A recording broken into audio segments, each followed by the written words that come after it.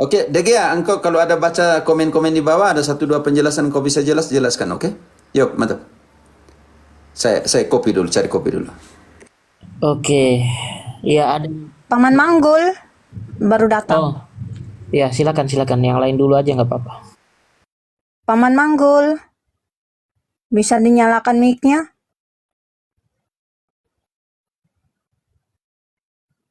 Mangulewa namanya. Mangulewa, Mangulewa. Halo, Memperkenalkan diri, Paman. ya saya namanya Mangulewa, tinggal di Surabaya. Mau saya tanya, bisa ya saya tanya ke Pater mengenai Daniel 9 ayat 27. Halo? Halo? Lanjut lanjut. Daniel 9 ayat 27. Di situ tertulis, raja itu akan membuat perjanjian itu menjadi berat bagi banyak orang selama 1 kali 7 masa. Pada pertengahan 7 masa itu, ia akan menghentikan korban sembelihan dan korban santapan. Dan di atas sayap kekejian akan datang yang membinasakan, sampai pemusnahan yang telah ditetapkan menimpa yang membinasakan itu. Ayat ini disuruh kita juga melihat Matius 24 ayat 15 atau Markus Markus 13 ayat 14. Halo? Ini spesialisnya tafsir kitab suci Pater nih. Iya, iya, saya mau tanya Pater. Pater Cafe atau paroki virtual. Saya guru agama tapi untuk tafsir kitab Daniel belum khatam. Yang lain Romo Romo Marcel. virtual. Saya nanti Mungkin- takut salah. Mungkin Romo Pater Jerry, Romo Marcel, mungkin Pater Marcel. Naik, saya turun kalau Pater menaik. Saya riskan kalau menjelaskan kitab Daniel meskipun saya tahu harus pastor lah yang menjelaskan. Iya, ini saya selama ini tidak bisa bertanya kepada siapapun juga. Sebab di dalam kitab Daniel itu yang ayat 27, 9-27 itu tertulis, Maaf, ulang kembali. Saya ambil kopi. Saya ambil kopi. Saya tidak dengar. Ini tadi masih panas nih kopi. Saya tidak dengar. Omong tentang apa? Pak Mangulewa diulang, mohon maaf Pak. baik Pater, terima kasih Pater kesempatan. Yo, Saya mungkin paling pas saya tanya Pater, karena selama ini saya tanya orang semua banyak tidak tahu. Yang saya maksudkan itu Daniel 9 ayat 27. Itu bunyinya, raja itu akan membuat perjanjian itu menjadi berat bagi banyak orang selama 1 kali 7 masa. Pada pertengahan 7 masa itu, ia akan menghentikan korban sembelihan dan korban santapan. Dan di atas sayap kekejian akan datang yang membinasakan. Oke. Lari Ya. ke bab 11 ayat itu Daniel 9. Izin Pater, saya baca dulu semua Pater, sedikit lagi. Tidak, engkau baca satu ayat itu saja, lalu saya tunjukkan engkau lari ke Daniel yang sama. Itu supaya rentetannya ada. Daripada engkau baca berapa ayat di situ? Saya hanya Daniel 9 ayat 27. Baca si ayat 27 maksud saya, satu ayat. Ya, ini sudah saya baca, ini ayat 27, saya baca belum habis nih Pater, hanya sedikit. Oke. Pada pertengahan 7 masa itu, ia akan menghentikan korban sembelihan dan korban santapan. Dan di atas sayap kekejian akan datang yang membinasakan. sampai pemusnahan yang telah ditetapkan menimpa yang membinasakan itu. Ayat ini di bawah catatan kakinya suruh Jangan dulu bawa ke Matius. Jangan dulu bawa ke Matius 13-14. Engkau baca dulu Baik. Daniel sama 11 ayat 31. baik Pater. Bawa dulu Baik ke Pater. Begini Pater, saya ini Enggak, pertanyaan. saya mengerti. Saya mengerti pelan-pelan. Engkau masih di kitab Daniel kan? Sekarang bab 11 Iya, ayat Pater. 31. Bab 11 ayat Ya baik, iya Pater, saya baca ini. Jadi di dalam kitab Daniel itu Angka hanya ikut saran saya, ikut saran. Ayat 27 engkau sudah baca. Sekarang engkau buka Daniel 11 ayat 31. Daniel ayat Bab 11 ayat 31.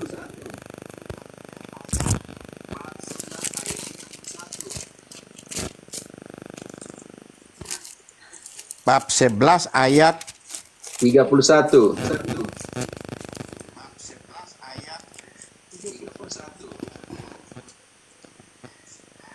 tentaranya akan muncul. Ini ayat 31. Tentaranya akan muncul. Mereka akan menajiskan tempat kudus. Benteng itu menghapuskan korban sehari-hari dan menegakkan kekejian yang membinasakan. Analisa ayat ini. Jadi Daniel 9:27 itu kekejian yang dilakukan oleh raja-raja yang memasuki Yerusalem. Karena itu nanti dijelaskan di dalam bab 11 ayat 31 bahwa nanti mereka masuk ke bait Allah dan menggantikan altar-altar pengorbanan untuk Allah dengan pengorbanan kekejian. Engkau harus mengerti itu dulu. Makanya saya bilang supaya engkau sebelum masuk ke Matius, dibawa ke Matius, engkau harus mengerti Daniel menjelaskan itu sendiri. Engkau baca kembali bab 11 ayat 31 itu. Jadi kalau kau Sudah tidak Pater. sudah mengerti, kau baca kembali supaya bisa mengerti. Begini Pater, saya ada tambahan sedikit dulu. Kalau diizinkan Pater. Karena saya punya kitab suci cetakan tahun 63, ya, dia tulis itu sayap kekejian, di atas sayap kekejian. Ini kan di atas sayap kekejian. Angkatin. Akan Kenapa datang dia- yang membinasakan. Tapi kalau cetakan tahun 63 bukan sayap kekejian, tapi Ka'bah. Di atas Ka'bah akan muncul yang membinasakan. Itu cetakan tahun 63. Saya punya kitab suci itu. Saya simpan lama, saya sering baca. Tapi setelah yang baru ini ditulisnya sayap kekejian. Bukan Ka'bah. Sebenarnya itu di atas Ka'bah akan datang yang membinasakan. Sehingga ini saya mau tanya Pater, itu maksud saya. Keislaman belum muncul saat Daniel itu, Yesus juga belum datang. Jangan dulu singgung ke sana. Kesalahan terjemahan tidak berarti itu kita harus kaitkan dengan Islam semuanya sekarang. Tidak Pater, saya tidak kaitkan dengan Islam. Tapi kok tulisnya di atas Ka'bah. Cetakan lama itu di atas Karena Ka'bah. baca di dalam bahasa Indonesia dengan terjemahan seperti itu, maka harus kembali ke bahasa asli. Kalau amka masih bertentangan, masih polemik dengan bahasa Indonesia, kita kembali ke bahasa asli. Oke, Ibraninya. Maka saya masuk ke Ibrani supaya MKM mengerti. Daniel 9:27 Ibrani interlineal. Justru Karena itu MKM, Iya. saya akan jelaskan nanti tempat maha kudus itu ketika bangsa-bangsa lain ini Nebukadnezar dan semua Babilonia datang, Roma datang, mereka menghancurkan itu dan menggantikan tempat pengorbanan untuk Allah dengan korban-korban kekejian. Ambilkan dulu, mute-kan dulu, Mangga. Moderator tolong mute-kan dulu. Saya bahasa Spanyol dulu baru ke bahasa Oke, Daniel 27. Confirmará, pondrá semana la mitad también, al fin, usar el abonamiento, ocuparse de solar sobre derrama el decreto.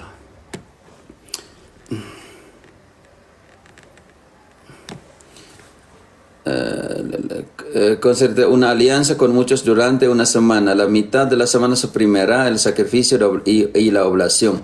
Pondrá sobre el ala del templo. Oke, ini dikatakan Ka'bah di situ karena kata terjemahan ke Indonesia dalam bahasa dulunya templo atau bait suci itu dikatakan Ka'bah. Di situ dikatakan ala del templo, artinya sayap dari bait suci. Temple, bait suci, bait Allah, Pater Marcel bilang diterjemahkan ke Indonesia sebagai Ka'bah. Tetapi itu mau dikatakan kenapa digunakan sayap bait suci? Karena di dalam ruangan Maha Kudus ada kerubim, dan kerubim itu punya sayap. 1 Raja-Raja 6 ayat 23 selanjutnya, tolong dibaca dulu. Maka di tempat Maha Kudus itu yang harus dikorbankan korban kepada Allah, bangsa-bangsa lain itu menggantikan dengan korban-korban kekejian. Kenapa dipakai sayap bait Allah? Karena di situ yang menopang ruangan Maha Kudus itu ada 2 kerubim, dan sayapnya lebarnya berapa? Tolong dibaca dulu. Sofia atau Tegan, silakan. 1 Raja-Raja 6 ayat 23 selanjutnya.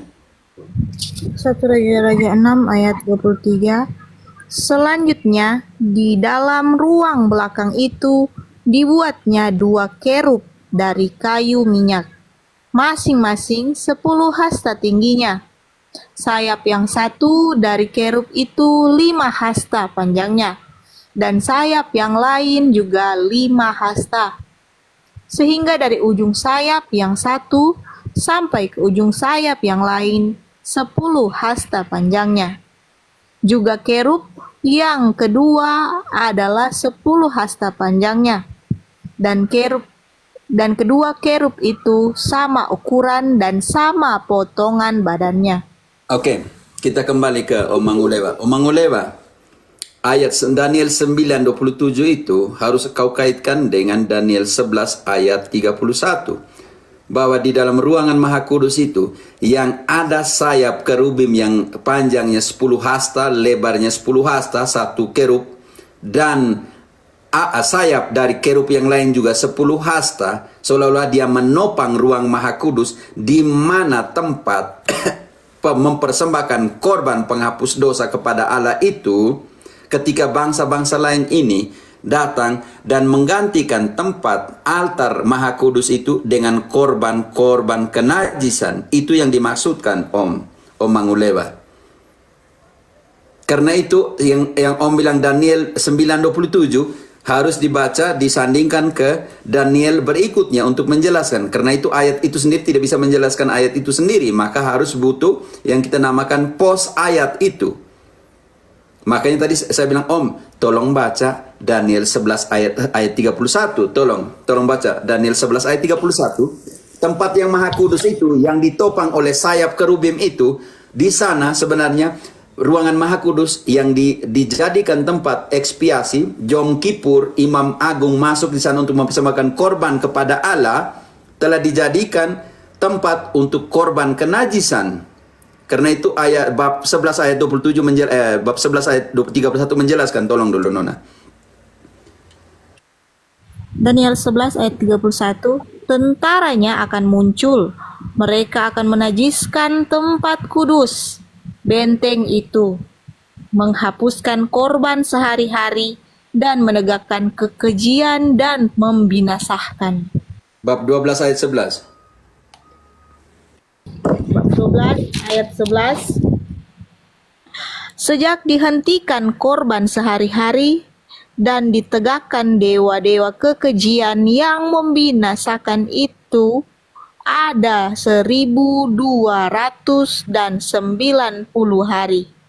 Oke, tentang hari yang dipotong dan semuanya itu. Berapa hari?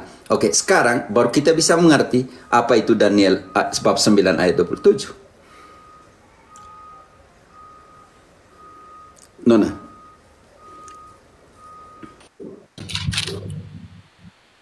9 ayat 27 yang dibawa oleh MKL. Raja itu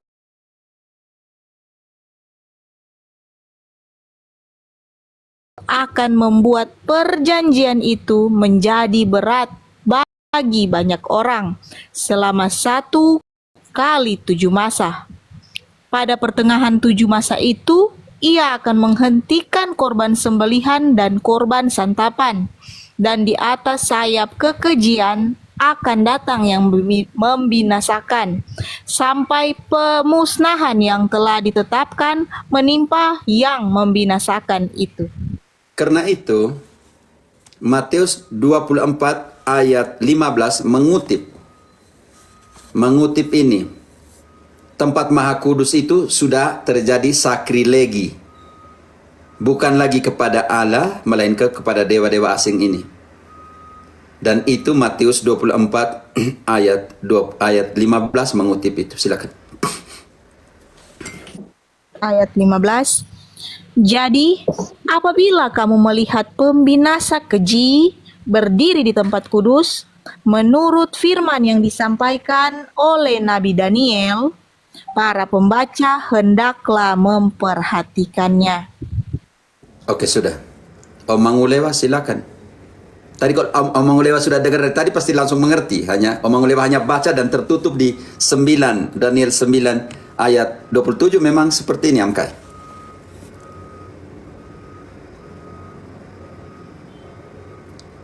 Mangulewa, Amkai.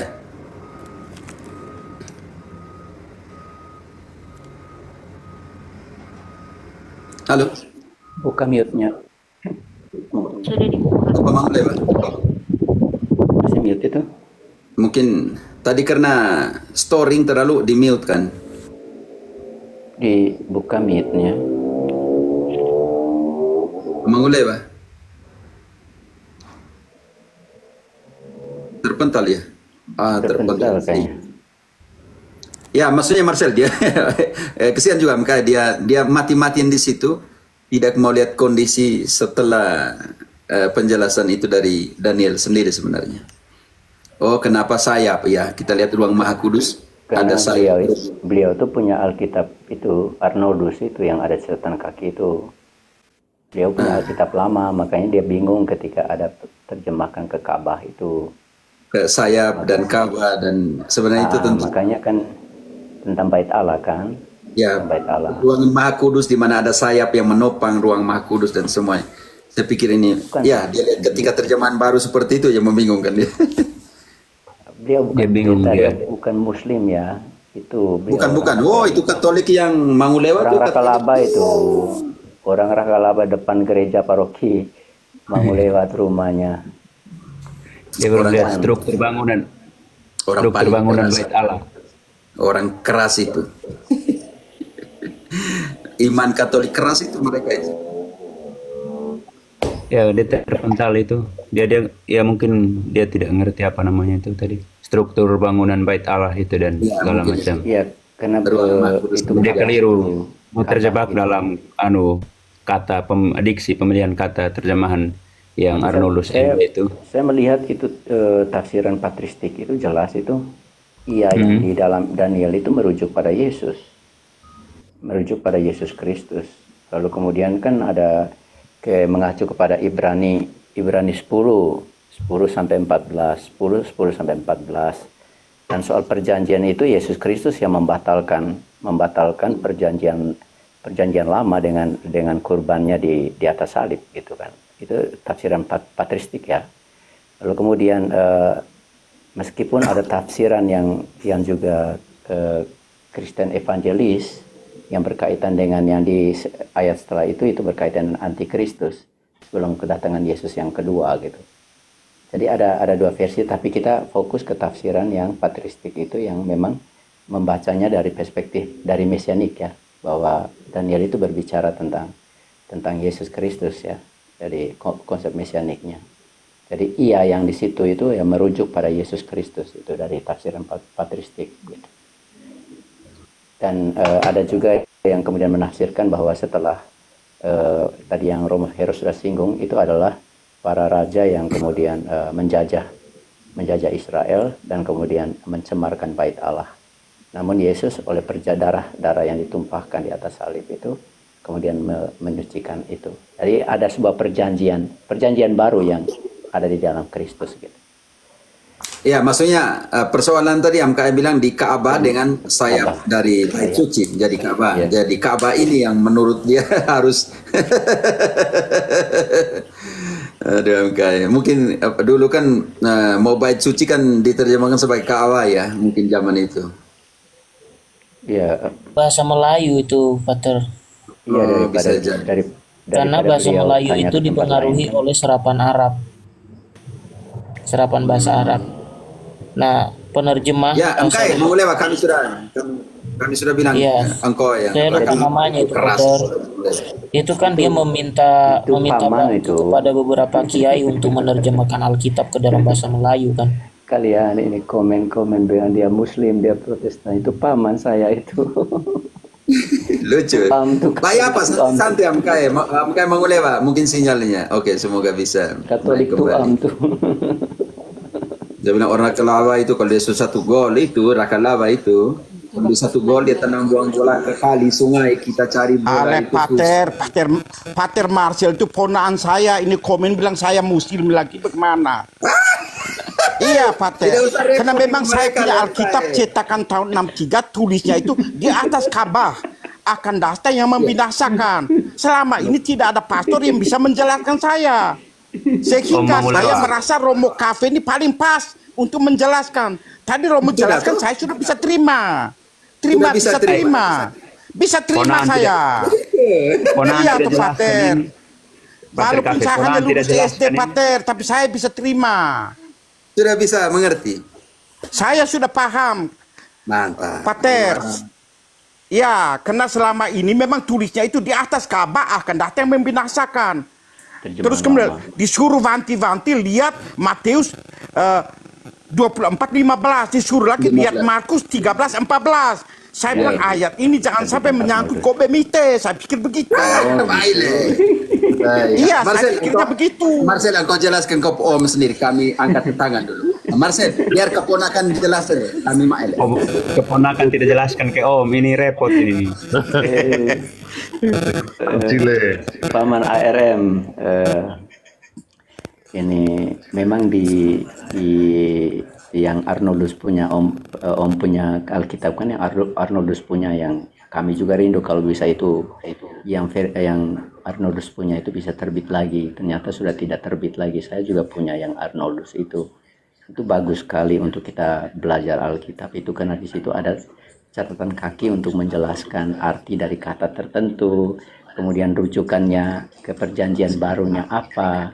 Nah, yang disenggol oleh paman itu di ayat-ayat rujukan ke perjanjian baru itu bagaimana cara gereja Katolik memahami perjanjian lama dari perspektif perjanjian baru, sama seperti Yesus dan para rasul yang melihat perjanjian lama dari perspektif perjanjian baru. Yesus adalah penggenapan dari perjanjian lama itu. Jadi keberlanjutan atau penggenapan dari perjanjian lama, sehingga ketika ada rujukannya ke perjanjian baru di dalam Daniel itu contoh ya, iya yang di dalam kata itu dalam penafsiran para bapak gereja itu merujuk pada Yesus Kristus.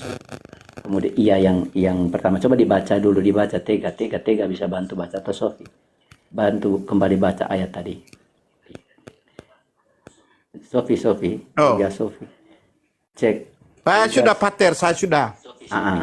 Jadi iya yang dimaksud itu merujuk pada Yesus Kristus. Lalu kemudian yang raja-raja tadi itu adalah mereka yang memang datang menjajah bangsa Israel.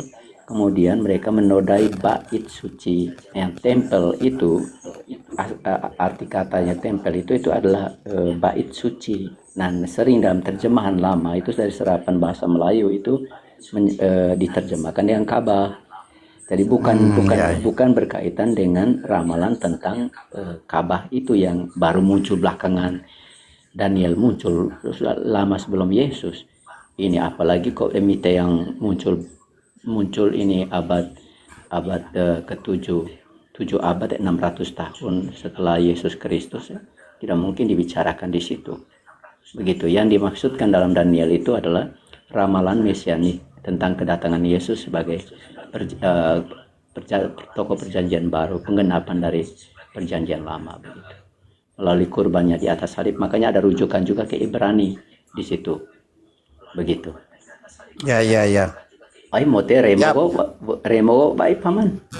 Remo Pater, hanya selama ini saya dalam hati, kenapa kau tidak tetap Iya. tulis Ka'bah saja? Kenapa kau robat dari sayap kekejian? Tulis gerak Ka'bah kena.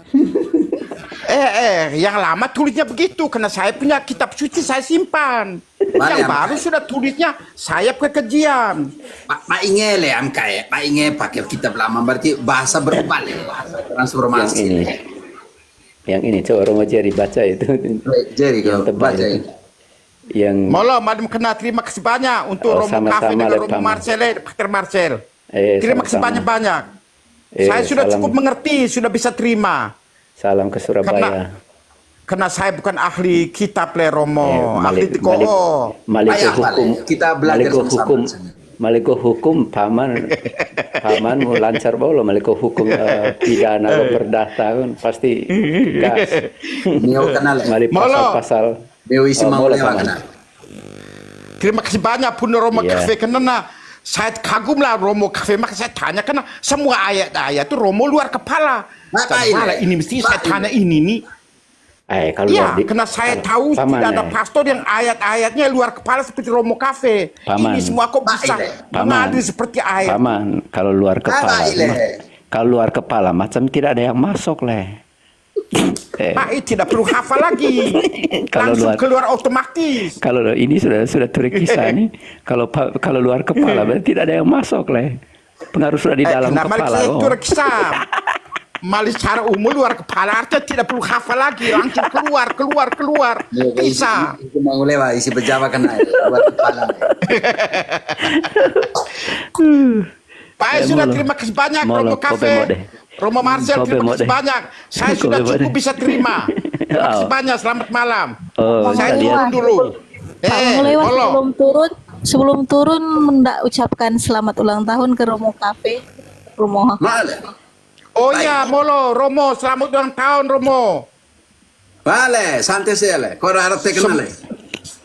Semoga Pokoknya- panjang umur. Kalau Romo ke Surabaya saya cari rartele. Nah, Kapan Romo ke Surabaya?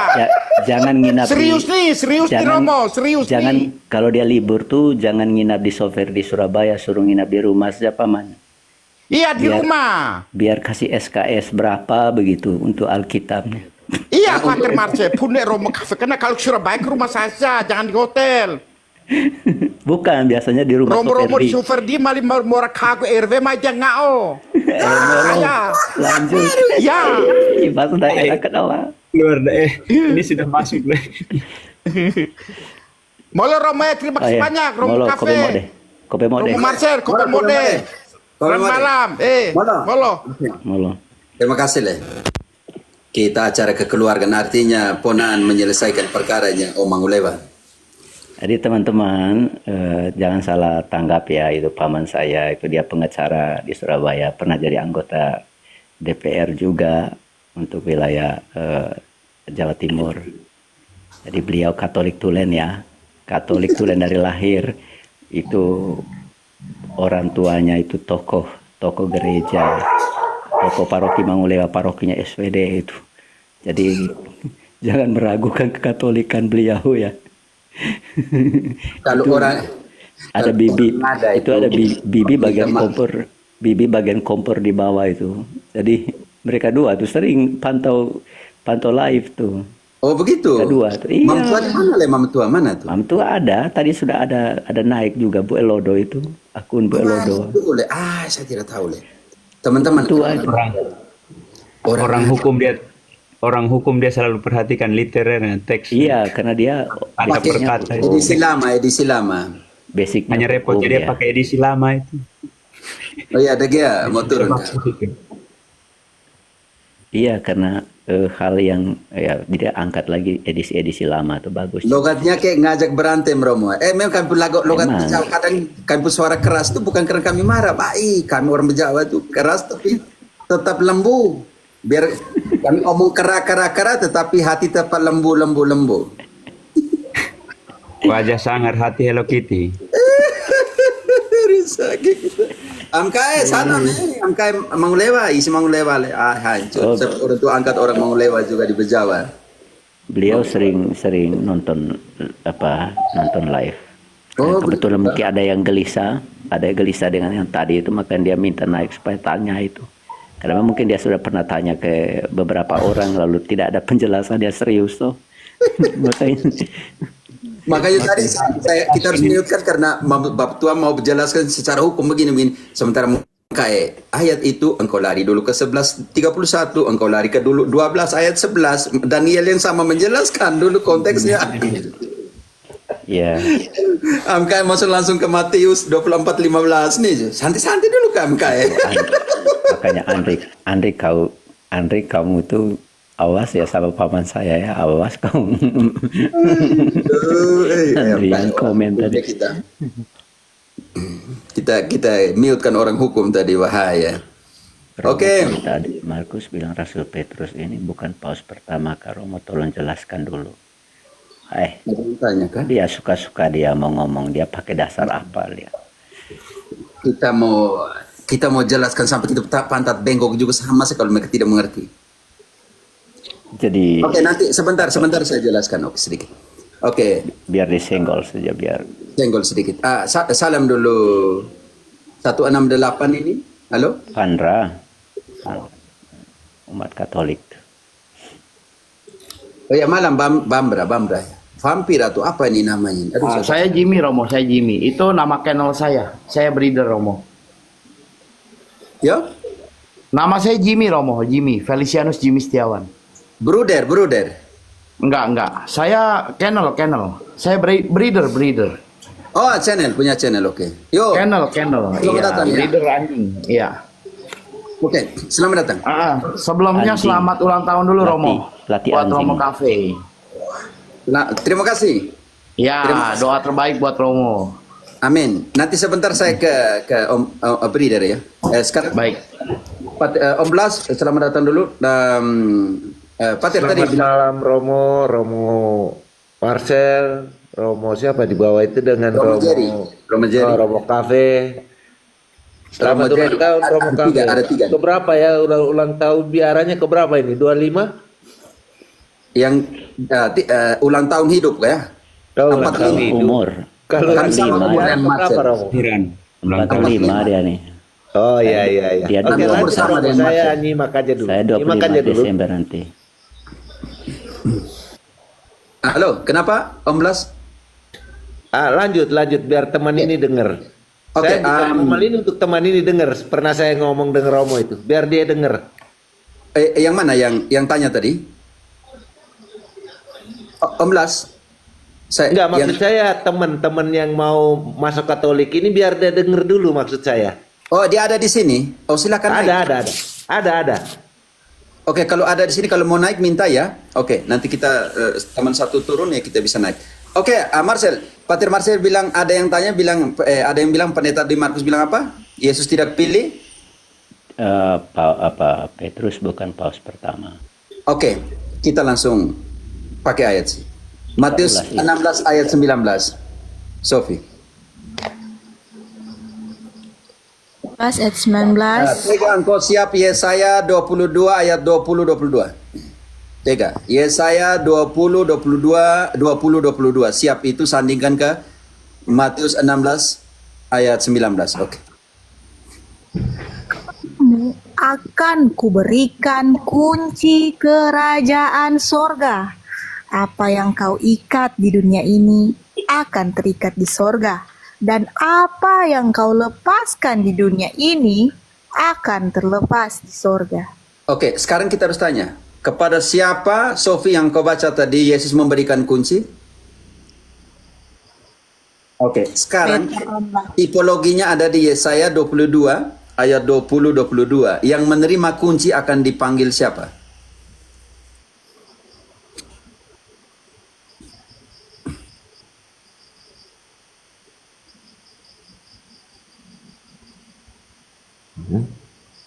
Tega tidak dengar. Tega, engkau masih di sini atau tidak? Kalau tidak di sini saya kasih turun. Tega.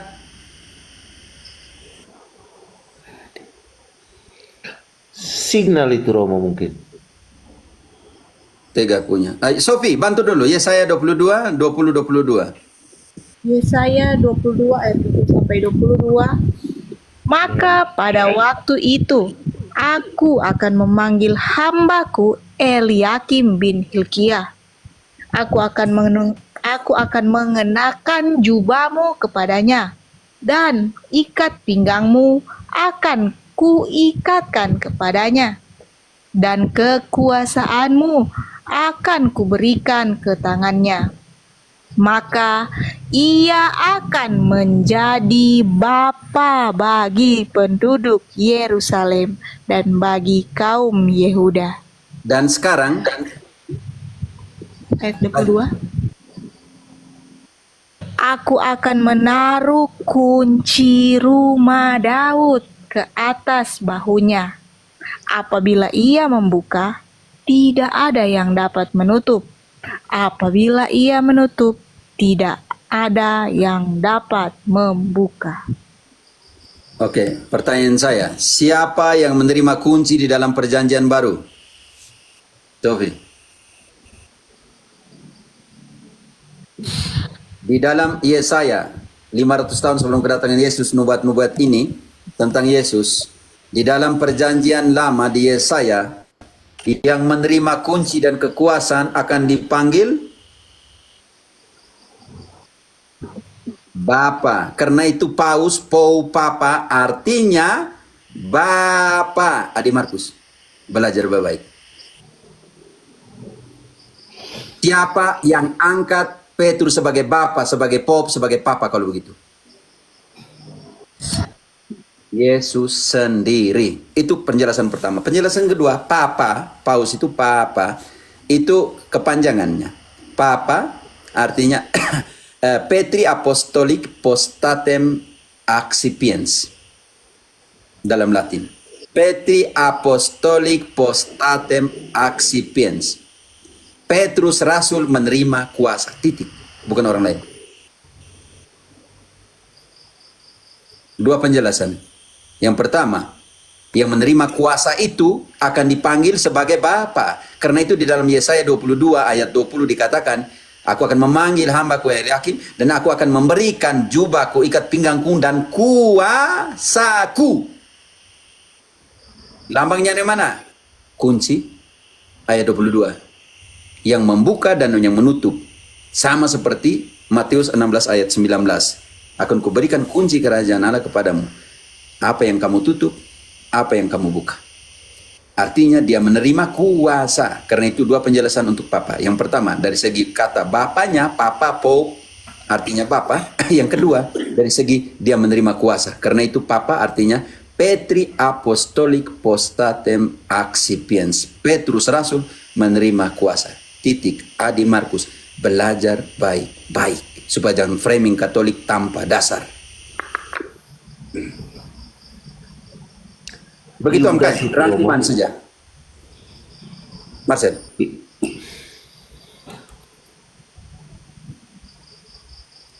Marcel, kira-kira seperti itu. Itu belum bongkar semua keutamaan Petrus, hanya lihat dari segi kuasa, dan dengan kekuasaan itu dia dipanggil siapa? Bapa, Pope, Papa, Paus artinya Bapa. Disuruh Adi Markus itu jangan hanya hafal ayat, tapi juga paham. Jangan hanya modal hafal ayat. Tetangga Romo, jadi nasihati pelan-pelan Romo. Iya, keren Adi Markus, jangan hanya hafal ayat ya. Kursus Alkitab 2-3 tahun, hafal ayat, lalu tidak mengerti apa isi ayat itu secara teologis. Bagaimana para bapak gereja memahami ayat itu penting. Maka ketika kamu tercerabut dari akar para bapak gereja, yang adalah murid-murid para rasul, kamu tidak akan mengerti arti teologis dari itu. Sudah gandengannya tadi ke Yesaya, kamu tidak akan paham itu. Kamu tidak akan paham ketika kamu tidak membongkar apa yang ada di pemahaman para bapak gereja. Itu kelemahan Protestantisme di situ. Loncat di tahun 2025, lalu langsung tafsir ayat yang ditulis di dalam gereja Katolik. Oke, Marcel ini penting. Ini saya mau main dia di sini. Sofi, baca ayat 21. Matius 16 ayat Tidak. Ya saya Yesaya 22. 22 ayat 21. Aku akan mengenakan jubahmu kepadanya, dan ikat pinggangmu akan kuikatkan kepadanya, dan kekuasaanmu akan kuberikan ke tangannya. Maka Jangan dulu, kekuasaan. Makanya Petri apostolik accipient potestatem accipient. Petrus rasul menerima kuasa. Akan kuberikan kekuasaan kepadanya. Sekarang kunci dari rumahnya siapa? 22-nya. aku akan menaruh kunci rumah Daud Tahan dulu. atas Tahan bahunya. dulu. Kunci rumah. Rumah Daud. Sekarang kita lihat gereja itu apa? Kisah 15 ayat 14.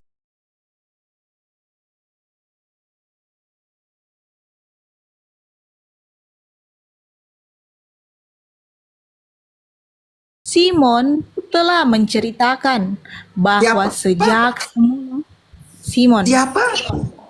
Siapa? Simon, Petrus. Petrus. Oke. Petrus. Dia tadi omong di atas ayat 7.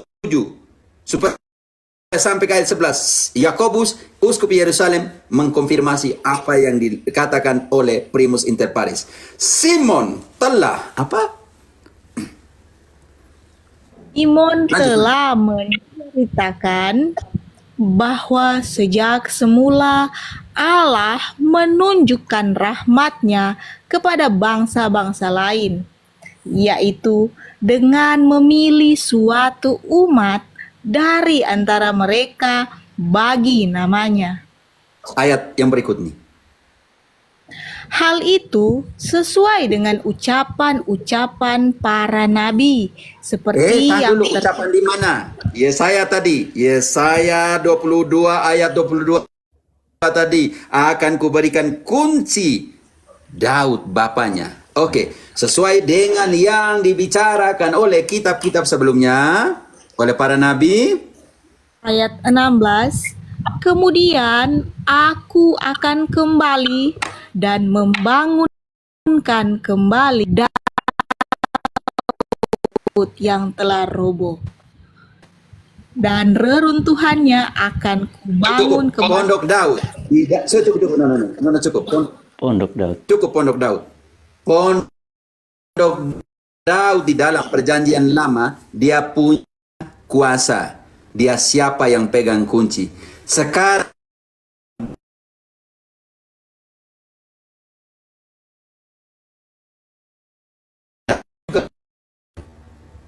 memang susah Marcel. Adi Markus, jangan marah Adi Markus, bukan karena meremehkan, tapi kasihan sekali engkau hanya satu ayat dan menutup dirimu di situ. Tapi sebenarnya tidak penting bahas Adi Markus ini, tapi biar hanya kasihan dia. Ya, jaringan saya agak parah. Halo 12 bisa putus-putus. Jaringan saya agak Putus Romo. Sabar. jaringan saya, maaf. Jaringan saya. Oh, silakan Marcel. Marcel silakan. Berkaitan dengan Bertahan sedikit sampai jaringan datang. teman-teman, berkaitan dengan Petrus sebagai paus, memang kemudian banyak yang ditolak sebagai paus pertama, bahkan bukan hanya oleh Protestan tapi juga oleh Ortodoks, bahwa tidak semua mau menerima Petrus. Maka juga ada yang buat komal-komal yang kemudian menafsirkan yang Matius tadi, yang Matius yang sudah dibahas sebelumnya itu, berkaitan dengan pendirian gereja di atas batu karang Petrus itu. Mereka membuat tema dengan Yesus adalah batu karang gereja. Jadi itu bagian dari upaya penafsiran yang dilakukan dalam komal, yang dalam komal di TikTok ini juga. Saya sempat lewat di FYP juga, di beranda saya menyimak dari luar. Mereka membuat komal bahwa bukan Petrus yang menjadi batu karang gereja, tapi Yesus Kristus yang menjadi batu karang. batu karang gereja begitu. Padahal ya, tafsiran yang sesuai dengan pendapat para bapak gereja tidak demikian begitu. Jadi bukan hanya Protestan tetapi juga Ortodoks melakukan penafsiran terhadap ayat itu untuk mau menolak primasi Petrus begitu.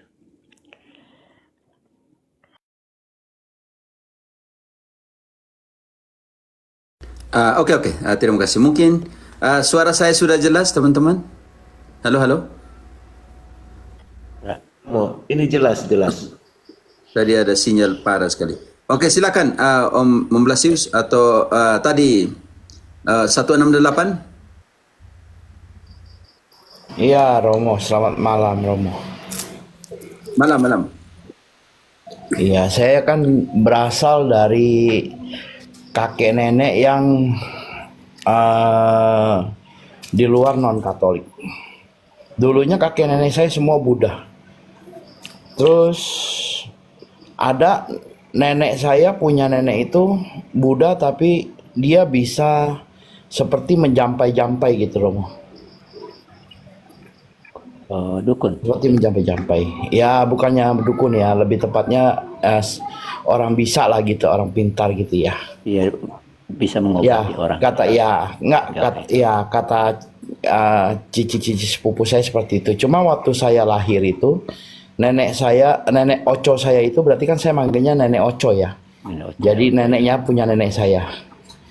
Itu saya dapat terakhir jampean-jampean itu. Saya dapat jampean-jampean itu katanya buat pemanis dan buat saya enteng jodoh supaya orang lihat saya tuh lebih berwibawa gitu lah. Saya yang dapat terakhir gitu, kata cici sepupu saya. Dan ketika itu masih Buddha semua dan seingat saya waktu saya TK baru mama saya papa saya ajak saya ke Katolik. Saya dibaptis secara Katolik, papa mama saya semua udah Katolik. Dan berikut dua kakaknya juga Katolik. Gitu, Romo. Dan sampai sekarang yang saya pertanyakan, Romo, apakah jampe-jampe itu memang benar gitu adanya? Dan apakah saya terikat dengan jampe-jampe itu gitu loh? Karena selama hidup saya dari saya kecil itu sepertinya dosa-dosa itu datang dengan sendirinya, Romo. Saya waktu saya SD kelas 4 apa kelas 5 itu saya udah hypersex, Romo, gitu loh. Jadi seks yang berlebihan gitu, keinginan seks yang berlebihan, tapi saya melakukannya inturbasi gitu, Romo. Gitu. Itu berlanjut SMP mama saya meninggal, itu lebih parah lagi, nggak ada yang ngedidik saya kan ya, karena selama saya kuat agamanya di Katolik, iman saya kuat itu karena mama saya dulu waktu saya SMP itu sering diajak-ajak rosario ke rumah-rumah lingkungan ya, rumah-rumah lingkungan gitu, Romo. Di SMP itu saya ya pokoknya dosa-dosa berat yang saya lakukan itu apakah karena jampe-jampe itu apa memang karena diri saya sendiri ya, Romo ya? Apakah memang saya ada terikat dengan kekuatan-kekuatan roh jahat gitu, Romo?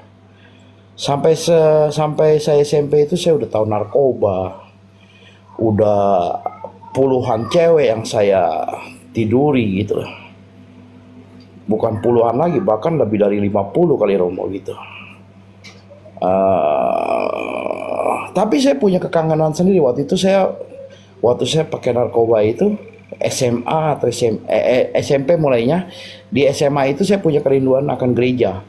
Jadi karena mama saya udah nggak ada kan, jadi nggak ada yang membimbing saya ke gereja gitu, Romo. Saya punya kerinduan, saya pulang diskotik itu saya langsung ke gereja, Romo. Gitu. Waktu itu saya punya kerinduan sendiri, ada panggilan tersendiri. Dan saya ikut OMK, terjadi lagi begitu. Setelah saya aktif di OMK, ada aja teman yang ngajak saya untuk tidak benar lagi, Romo. Gitu loh. Dan itu terikat sampai saya 2008, Romo. Sampai saya menikah, Dan ketika saya menikah secara gereja, dan saya ya mengulangi, padahal saya dijanji gitu kan, kalau memangnya waktu itu saya pernah berdoa di Bunda Maria, kalau memang saya dapat pasangan yang sejalan atau seiman, saya akan berubah gitu. Tapi saya lakuin lagi, malah saya tinggalkan, malah saya kawin lagi Romo gitu. Dan yang sekarang Oke, ini oke, jadi sudah tidak. saya bisa mengerti pertanyaanmu. Apakah pertanyaan engkau mau formulasikan apakah dosa yang saya buat ini adalah kutukan atau apa yang saya terima dari sebelumnya atau tidak? Itu ya Betul pertanyaan Romo, sebenarnya. betul Romo, betul Romo. Oke. Tuhan tidak ciptakan kita untuk berbuat dosa. Berbuat dosa adalah Iya. keputusan kita sendiri. Kalau malam ini ditanyakan kepada 168, apa ukurannya Tuhan? Bagaimana? Saudaraku menjelaskan. Tuhan itu ya juru selamat saya. Ya, tidak. Kalau Saya ada anak yakin kecil yang bahwa kita selalu dengar seperti ini. Kita pernah nyanyi, sungguh besar kau Allahku. Lalu anak kecil tanya kepada 168, anakmu tanya, Bapak, kan dinyanyikan terus, sungguh besar kau Allahku. Apa sih besarnya Allah itu seperti apa? Ukurannya Allah itu seperti apa? Bagaimana menjawabnya? di atas segalanya Romo. Tapi dia butuh ukuran nyata. Ya di atas segala hidup saya Romo dan keluarga kecil Tidak, saya. bukan engkau, anak kecil bagaimana memahami Allah itu besar? Ya itu dia ya Romo yang masih saya nggak bisa jawab. Oke, Ya. tahu lewatlah di atas kalian pesawat. Lalu engkau tanya Iya, kepada Romo. anakmu, nak lihat pesawat, ya ukurannya gimana? Ah, kecil, ternyata di langit jauh gitu. Lalu engkau membawanya ke airport, ke lapangan udara, dan sampai di sana ukuran nyata besar atau kecil pesawat itu? Besar sekali Romo. Artinya engkau mengatakan kepada anakmu, nak ukurannya Tuhan itu seperti pesawat. Jika engkau Iya. jauh dari dia, dia akan kecil dalam hidupmu. Tetapi jika engkau ada dan dekat dengan dia, ukuran dia itu menjadi besar dalam hidupmu. Demikian pun Tuhan, cinta Tuhan dalam hidup kita bukan karena dia kecil atau besar, tergantung jarakmu dari dia. Iya. Karena setiap orang diberikan 3 kemampuan, akal, perasaan, dan juga sebagai orang beriman dia punya kemampuan iman. Dosa terjadi karena kita menjauhkan diri dari Allah. Kalau kita di dalam Tuhan terus, kita tidak akan berdosa lagi. Menurut 1 Yohanes 3 ayat 6, Sofi.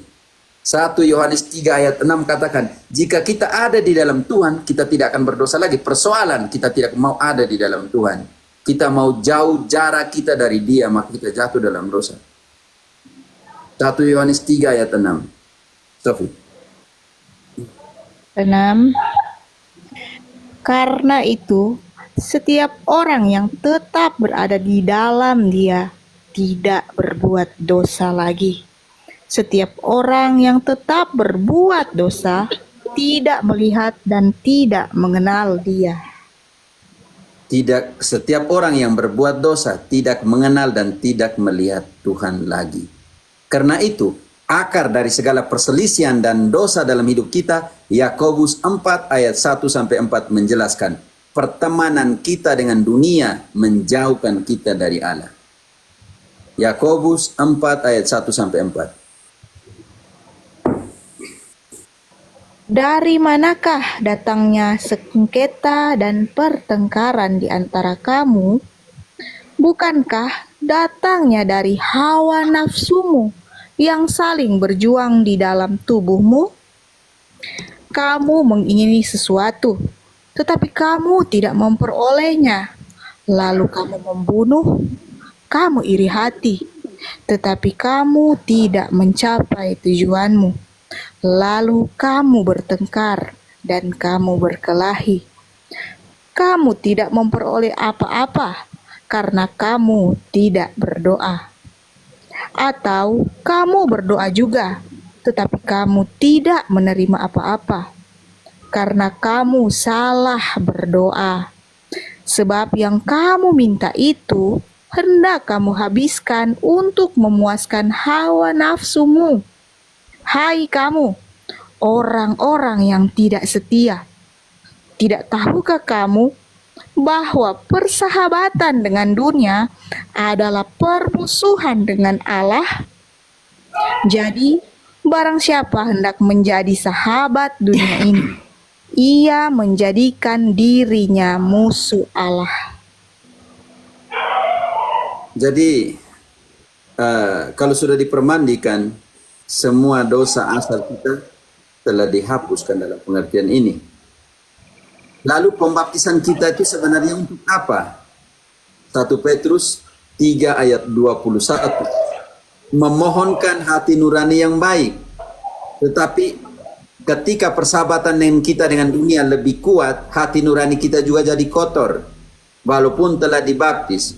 Bantu dulu. 1 Petrus 3 ayat 21.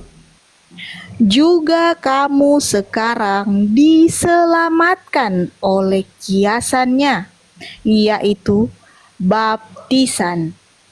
Maksudnya bukan untuk membersihkan kenajisan jasmani, melainkan untuk memohonkan hati nurani yang baik kepada Allah oleh kebangkitan Yesus Kristus. Memohonkan hati nurani yang baik kepada Allah. Karena itu 1:8, jangan kau salahkan orang yang telah memberikan kita hidup, nenek moyang kita, bapak mama kita dan semua. Dosa adalah keputusanmu. Iya, Dosa adalah keputusanmu. Contoh kecil, dua orang cucu pergi ke kampung, mereka main di belakang rumah. Lalu cucu pertama mengambil batu dan melempar, prak! Mati ayam neneknya. Lalu karena takut kepada neneknya, dia pergi sembunyi ayamnya di hutan.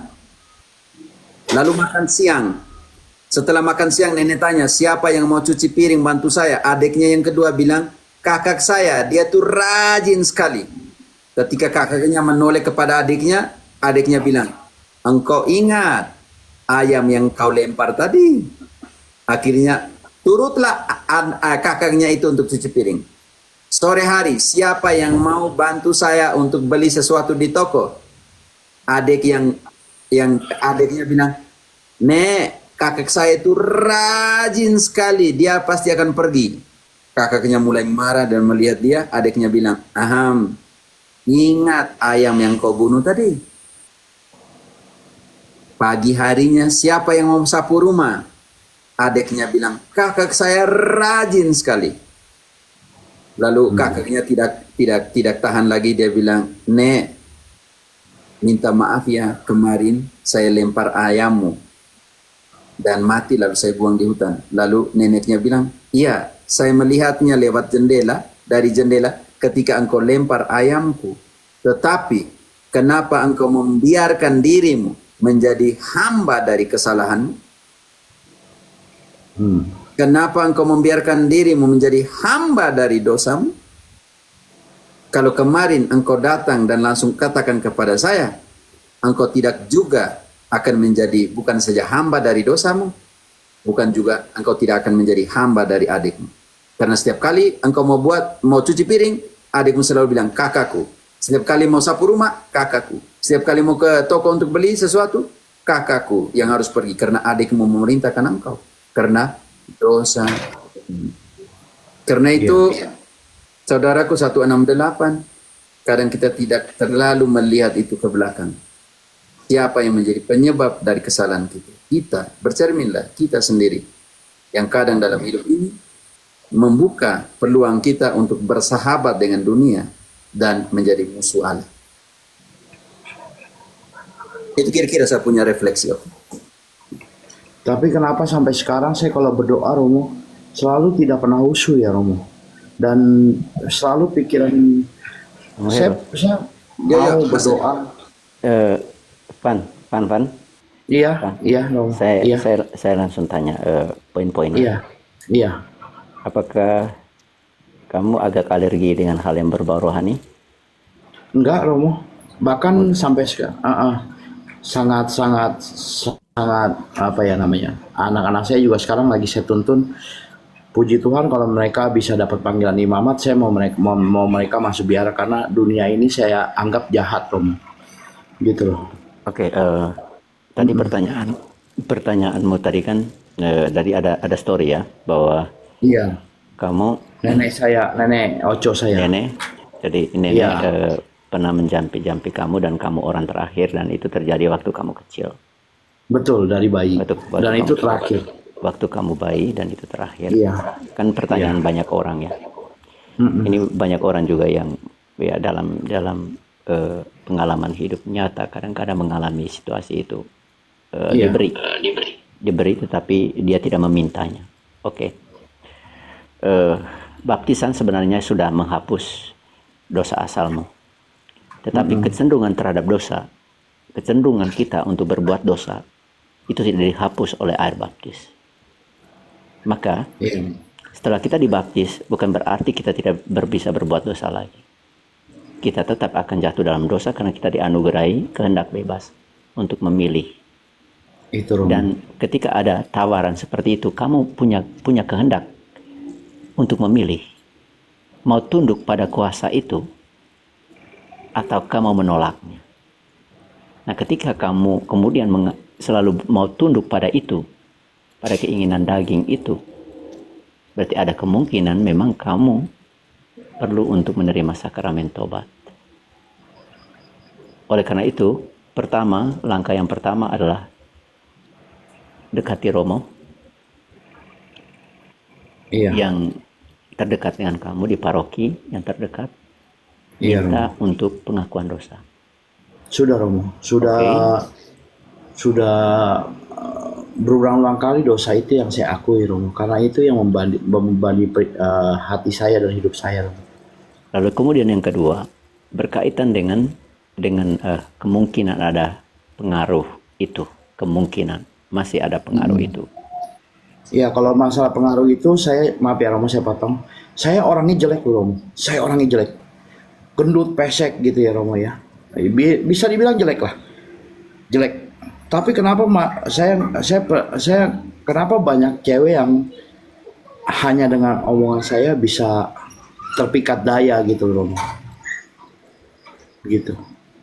Oke, perlu dekati imam yang bisa membantu kamu untuk hal itu. Jika masih ada kemungkinan untuk itu, bahwa ada pengaruh itu di dalam hidupmu, bisa cari imam yang bisa melakukan doa pembebasan. Begitu. Saya sudah Romo, sudah retret awal waktu itu. Yang doa pembebasan, apakah ada? Ada Romo, waktu itu Romo Yohanes. Romo Yohanes langsung. Cikanyeri. Yang di Cikanyeri. Enggak, bukan Romo Yohanesnya, tapi frater dan suster-susternya Romo. Oke. Lalu gimana setelah itu? Ada penyesalan yang sangat mendalam Romo. Saya dipukulin orang segitu, mau berantem seperti apa, saya nggak mungkin nangis terseduh-seduh ya Romo ya. Ketika saya disentuh itu, saya dapat seperti kayak pingsan gitu sesaat, dan saya di situ nangisnya terseduh-seduh Romo. Begitu besar dosa saya, tapi Tuhan masih mau selamatkan saya gitu Romo. Itu pandangan hidup saya kemarin. Tapi setelah peristiwa itu dengan para frater dan di Cikanyere itu, iya. Apakah ada komitmen untuk perubahan? Saya dalam hati sangat ada komitmen Romo. Sangat ingin berubah juga dari hidup saya. Tapi waktu itu masih keadaan saya masih kembali lagi Romo. Jadi masih saya ke diskotik, pakai sabu, inek, minum, semua itu. Jadi waktu sesaat aja Romo. Jadi waktu itu mungkin ada selang setengah tahun saya ikut OMK kan, dari retret awal itu saya pengen berubah. Saya ikutin OMK di paroki saya di Tangerang dulu masih, sekarang saya di Bogor. Jadi saya ikut kegiatan OMK. Jadi ada ketidaknyamanan, maksudnya istilahnya, wah kok kayaknya ada yang kurang nih dari diri saya. Biasanya saya setiap malam memang nggak pernah pulang. Saya selalu pulang ke rumah itu cuman ayam berkokok gitu loh. Mungkin bisa dibilang rumah saya itu diskotik itulah Romo. Gitu dari saya SMP 3 sampai saya 2008 Romo. Gitu. Pertanyaan saya, yang situasi aktual ini, setelah ada istri, setelah ada anak, sama yang buat yang sama atau tidak? Oh, tidak Romo. Nah, itu saya komitmen Artinya? itu saya sudah lepas semua. Sip. Sabu sudah enggak, diskotik saya sudah enggak, berteman juga saya udah jauhin. Terus rokok aja yang saya belum bisa lepas Romo. Ya, maksudnya itu, Dan satu- itu jadi pertanyaan, berarti sudah ada jawaban. Ada Berarti perubahan. ada perubahan. Jadi kebebasanmu disandingkan dengan tanggung jawabmu. Dulu engkau tidak merasa bertanggung jawab. Tapi sekarang ada istri dan anak yang membuat engkau di sana ada dua standing position. Kebebasanmu, makan free willmu, tapi free willmu ini ada tanggung jawab yang harus kau hidupi, anak istri. Makanya engkau bilang, oh ternyata saya sudah berubah. Saya pikir sampai hari ini. Tidak, dia sharing. Dia sharing. Oh ya. Nah, kegagalan saya yang sampai hari ini masih ini ya istri Romo, ya wanita Romo. Jadi istri yang sah gereja saya tinggalkan dan saya nikah lagi dan dapat 2 anak Romo. Gitu. Oh, ada situasi lain lagi. Oke. Jerry tadi. Jerry. Apa tuh? Apa terjadi? Ya, izin ya. Mungkin dari perspektif lain ya, apakah akan nyambung atau tidak, tapi coba kita melihat. Ada kayaknya Thomas Aquinas atau Aristoteles rasanya. Ini tentang struktur of being, struktur ada. Apa ya kalau bahasa Indonesia, struktur of being itu. Itu ada semacam tingkatan-tingkatannya. Yang pertama itu Sang Pencipta. Struktur yang pertama paling tinggi, paling atas. Yang kedua itu para malaikat. Yang ketiga di bawahnya itu malaikat yang gagal, yang disebut dengan kuasa gelap, setan dan lain sebagainya. Lalu di bawahnya itu adalah kita manusia. Lalu di bawah manusia itu ada hewan, tumbuhan, dan yang terakhir itu ya alam semesta. Poin yang pertama itu, makasih ya untuk sharingnya, Van Rapp itu tuh. Nah, yang antara kita manusia dan yang tadi malaikat yang gagal atau setan tadi itu bisa membangun sebuah, bahasanya begini, manusia bisa memanipulasi yang setan tadi itu, atau bisa bekerja sama tadi itu. Ya, Nah itu dia. muncul yang saya namanya masih pertanyakan. Saya masih keterikatan dengan roh-roh jahat atau keterikatan dengan dosa itu yang mengikat saya dalam lingkaran yang nggak pernah putus gitu loh. Dari saya ingin benar-benar, dan saya sekarang ini Romo, saya bersumpah demi siapapun saya tidak akan ke wanita lagi gitu loh. Ini yang terakhir dan untuk selamanya. Bahkan Ya, anak-anak saya yang saat ini saya ajarkan, yang satu sekarang yang gede, puji Tuhan, dari yang istri kedua kemarin itu Miss Dinar, yang dari istri Ya, ketiga ini bagus. sekarang saya ikut aktivitas kami gitu Romo. Dan Ya, saya mau mendidik mereka, masih membimbing mereka, jikalau memang dia ada panggilan imamat dari Tuhan Yesus, saya bilangin, kamu kalau bisa, saya punya kebanggaan kalau kamu bisa ikut seminari gitu loh. Walaupun misalnya bukan saya yang maksain di anak saya gitu kan, saya bilang, saya bukan maksain kamu. Kalau misalnya kamu ada minatan, dia kan Miss Dinar ini udah bangga nih Romo. Dia wah nggak dapat tugas, biasa dapat tugas cuma seminggu 2 kali. Ada teman yang nggak masuk, udah papi saya aja gantiin katanya. Wah dia punya minat gitu Romo. Ada keinginan untuk melayani Tuhannya baik gitu Romo. Ya, ya mungkin kayak Pater berdua bisa ini, tapi saya melihat dari perspektif itu, kenapa kita manusia. Kan ada dimensi, kita ini ada dimensi kemanusiaan dan dimensi ilahi. Nah dari struktur of being ini, ya tadi urutan pertama paling puncak itu semacam piramidnya, katakanlah, boleh saya istilahkan tadi itu. Apa ya? Ya tadi puncak piramid itu Sang Pencipta, lalu di bawahnya itu malaikat-malaikat, di bawahnya lagi itu malaikat yang gagal atau roh jahat dan lain sebagainya. Lalu di bawahnya adalah kita manusia, lalu di bawahnya tumbuh-tumbuhan, hewan, alam ciptaan paling bawah. Nah, menurut yang teori ini itu yang roh yang jahat ini bisa dimanipulasi artinya ada sebuah kerjasama gitu. Nah di sini tuh kalau kita merujuk tadi kutipan yang ayat Pater Cafe sampaikan yang Yakobus 1:4 itu bahwa persahabatan dengan dunia itu merupakan perlawanan dengan Allah. Terus itu tadi itu dia disebut malaikat yang gagal karena apa? Itu dia melawan Allah. Maka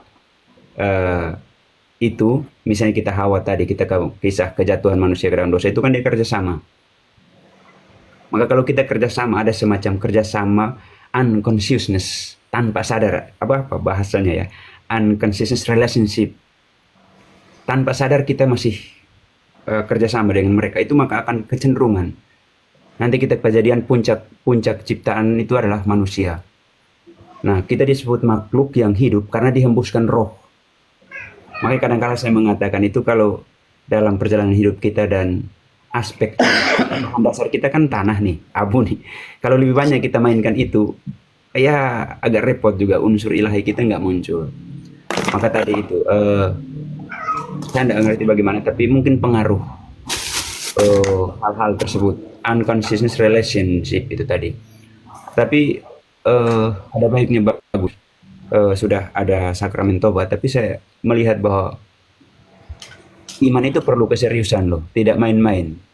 Mungkin Pater Cafe akan memperdalam dari segi biblis bahwa ketika iman itu sebuah perjalanan rohani, latihan rohani, dan itu harus dilatih terus, keseriusan itu harus dilatih. Orang yang mau mencapai sesuatu itu harus serius. Seorang pesepak bola handal, dia harus latihan serius. Maka iman kita juga. Di tengah keseriusan kita itu masih ada muncul godaan. Maka dari semua makhluk yang salah satu yang paling pintar itu setan itu ya, malaikat yang gagal itu tahu persis kelemahan kita di mana. Sehingga nanti dalam peristiwa eksorsis itu imam eksorsis itu harus mengaku dosa duluan dulu baru dia melakukan eksorsis.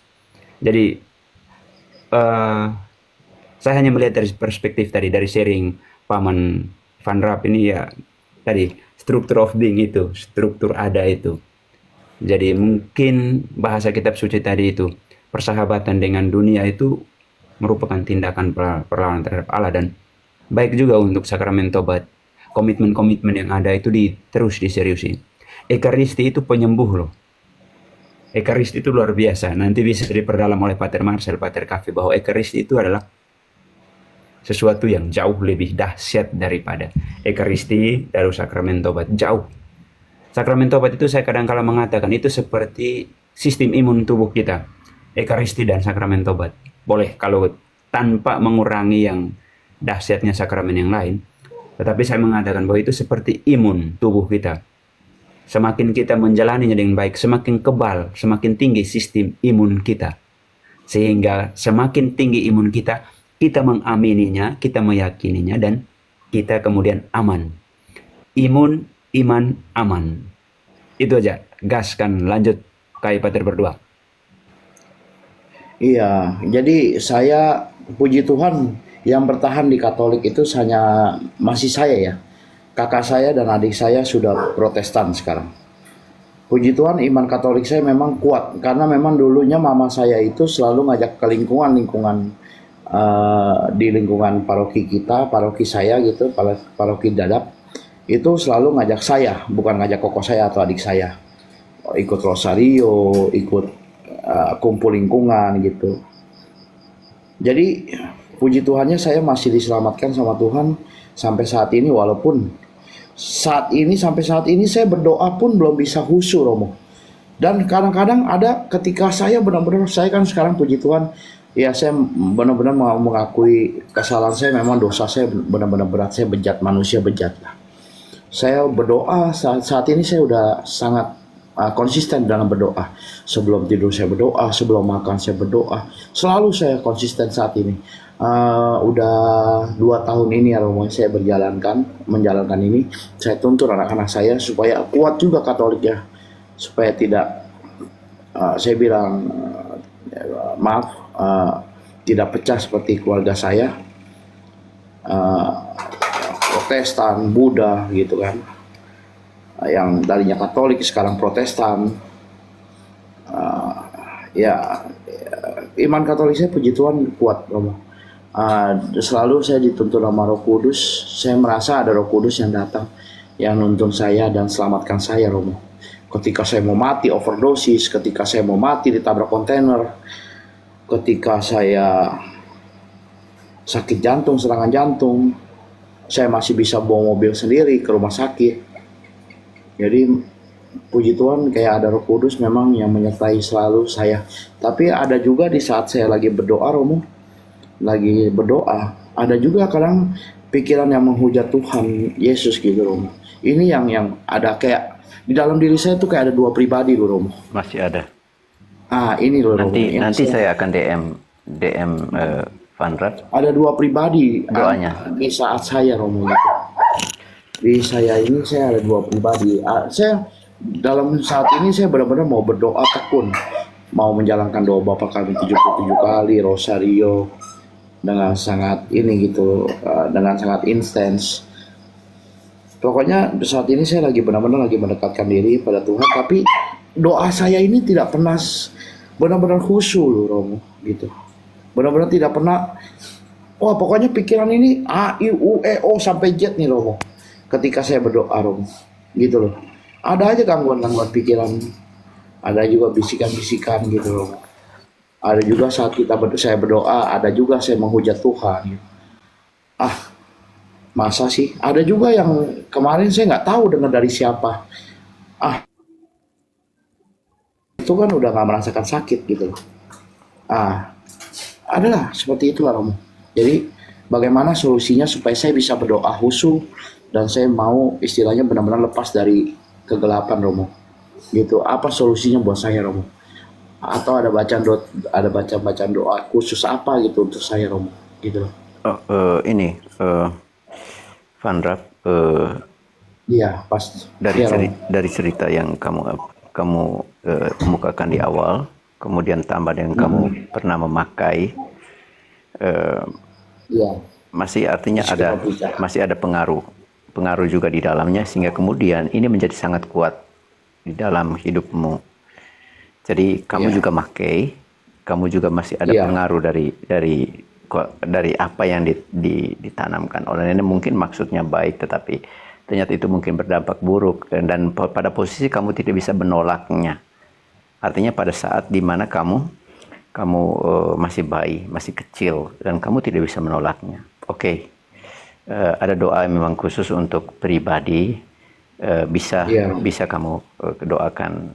Jika kemudian muncul godaan seperti itu, siapa tahu kamu bisa menghafalnya ketika kamu mendoakan terus-menerus, dan siapa tahu kamu bisa menghafalnya ketika muncul mulai ada godaan. Karena makanya saya tadi tanya, kamu kadang menghujat Tuhan, kemudian kadang juga muncul ada alergi tentang hal-hal yang berbau rohani. Kadang ketika contoh tadi menghujat Tuhan itu adalah juga bagian dari dorongan untuk alergi dengan hal-hal yang berbau rohani, dan ada pengaruhnya dari sana juga. Oke. Nanti saya DM ke kamu doanya, doa pribadinya ya, bahwa kamu sudah berupaya untuk meminta pertolongan melalui doa pelepasan di Cikanyere. Tetapi itu juga harus dirawat. Hidup rohani pribadi itu harus dirawat. Tidak kemudian menyerahkan itu kepada pihak lain yang membantu kamu, tapi kamu juga harus menolong diri kamu sendiri. Dan salah satu upaya tadi Romo Jerry juga kemudian nyinggung bagaimana rutin berekaristi, dan kondisi kamu saat ini, Van Rap, kamu kan walaupun berekaristi, tetapi kamu masih terkena sanksi untuk menyambut tubuh Tuhan. Betul. Soalannya saat ini adalah kamu berekaristi, tetapi kamu tetap ekaristi hanya ambil bagian dalam liturgi sabda, tapi di liturgi ekaristi itu sendiri berkomunio, jadi menerima tubuh Kristus itu tubuh kamu Kristus kena sanksi. Kamu kena sanksi dari gereja, dan perkawinan. Dan ini juga menjadi distrak. Artinya ini menjadi penghalang di antara kamu untuk sungguh-sungguh menjadikan ekaristi sebagai pengobat bagi jiwa kamu gitu. Nah, mungkin bisa dibantu dengan doa ini. Doanya tidak panjang, tetapi nanti saya DM ke akunmu nanti. Bisa kamu doakan itu, karena masih ada residunya. Tadi ada komentar masih ada residu dari yang pertama tadi, yang nenek itu mungkin ditambah dengan kamu kemudian menggunakan narkoba. Itu masih ada residunya. Masih ada residunya sehingga perlu kamu juga berjuang. Jadi iman Katolik itu bukan hanya beriman tapi juga ada perbuatan, ada usaha pribadi untuk bertumbuh secara rohani.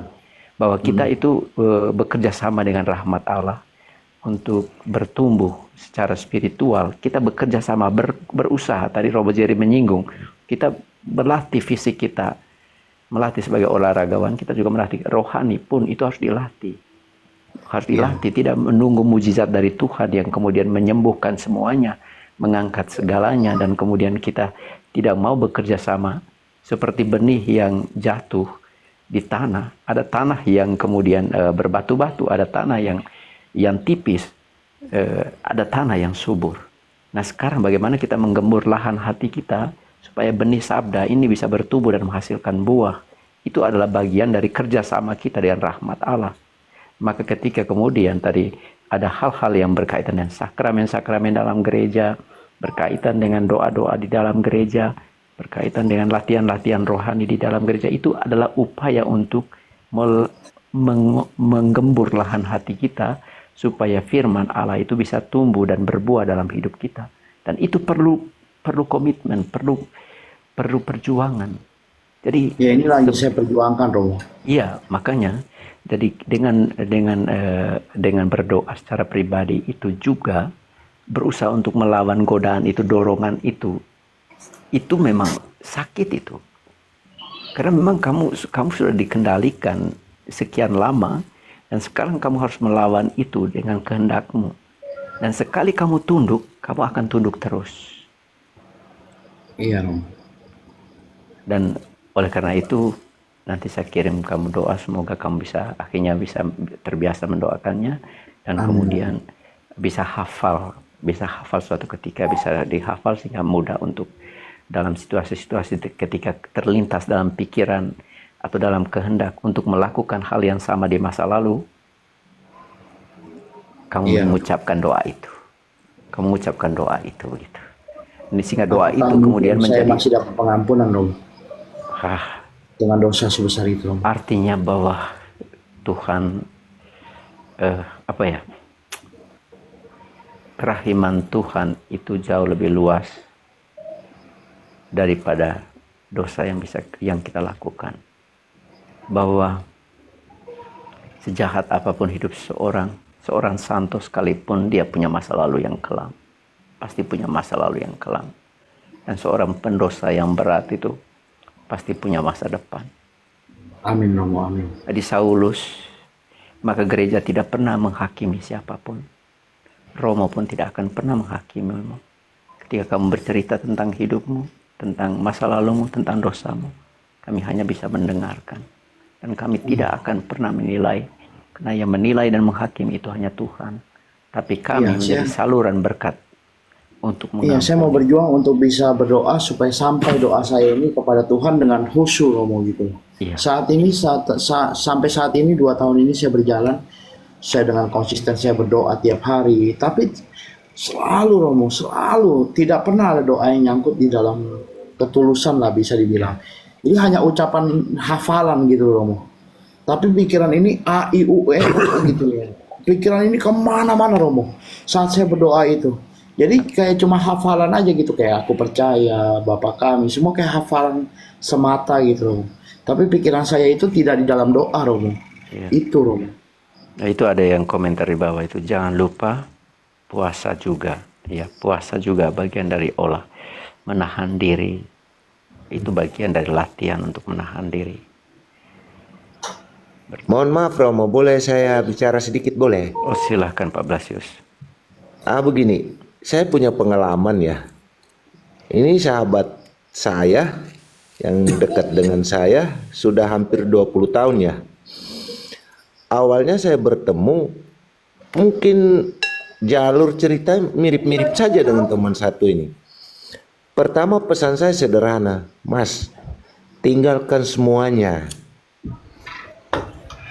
Semuanya itu dikumpulkan itu hampir 1 tas kresek itu penuh. Tapi saya masih bilang, Mas, masih ada yang ada di dalam diri kamu. Gitu. Itu 6 tahun itu, mungkin 6 atau 7 tahun itu baru dia temukan itu bahwa doa dia diterima Tuhan. Jadi harus bersihkan diri betul-betul.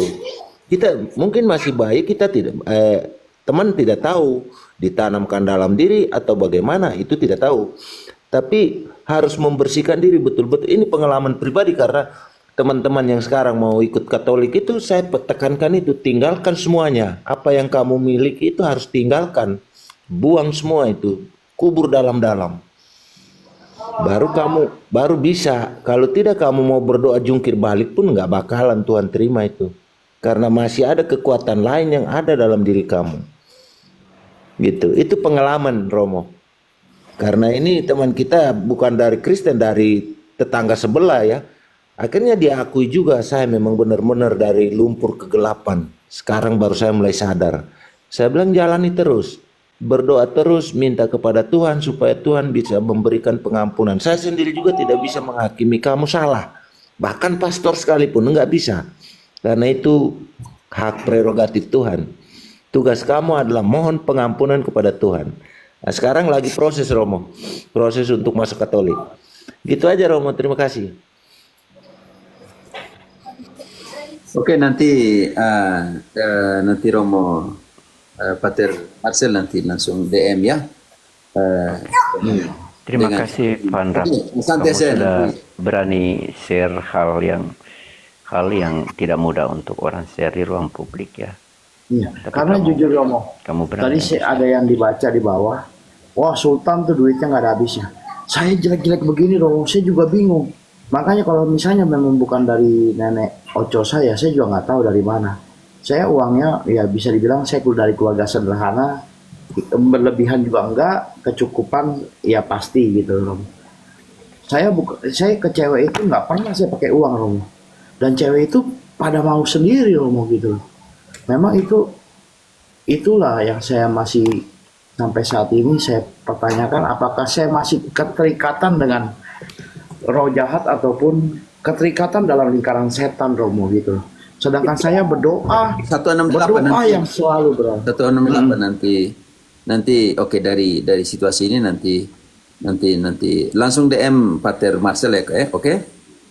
Baik. Nanti Romo. kalian Ya, paham saya Romo. langsung berkontak dan semuanya. Ya, satu aja Romo saya mau minta. Bagaimana cara saya bisa berdoa khusyuk Romo? Ya, nanti dengan bimbingan pribadi nanti Pater Nanti Marcel. di DM ya. Nah, DM aja. Oke Romo. Nanti di DM Oke ya. Romo. Van Rap. Baik Romo. Yuk, mantap. Baik. Karena Ya, terima kasih. Erik dari tim-tim nih katanya mau Sudah nanya siap juga sesuatu. mereka, sudah jam 1 nih. Oke, Erik. Iya. Terima kasih Romo Iya, dan santai. semuanya. Van Rap. Iya. Turunkan saya Romo. Oke. Erik.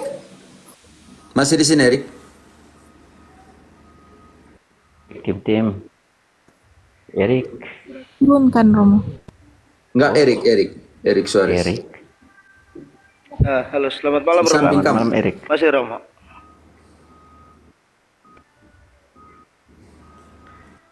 Halo, Erik.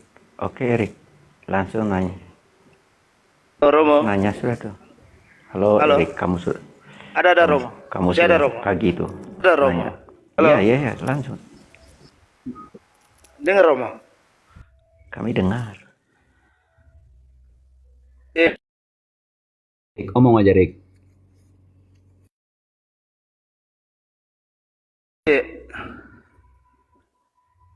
saya dari Katolik dari Timur Leste Romo.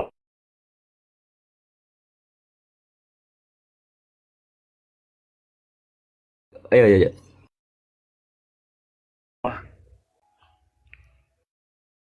Meningkah. Saya mau bertanya Romo. Oh, Tidak apa-apa lanjut. kan Romo? Lanjut. Kawam. Saya mau tanya tentang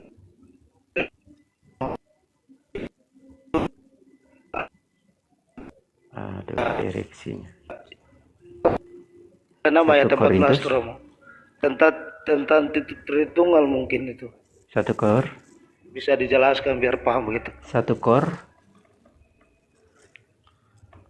Satu Romo. 6 ayat.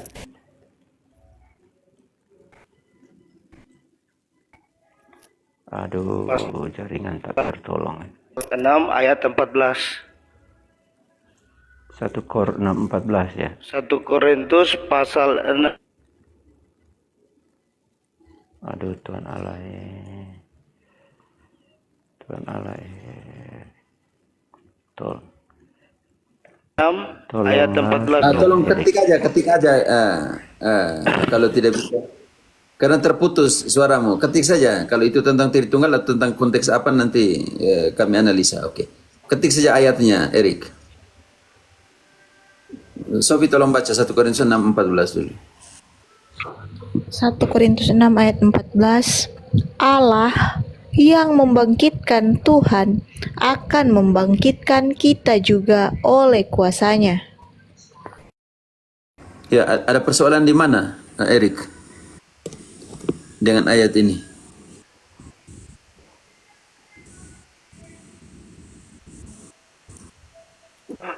Sebagai apa?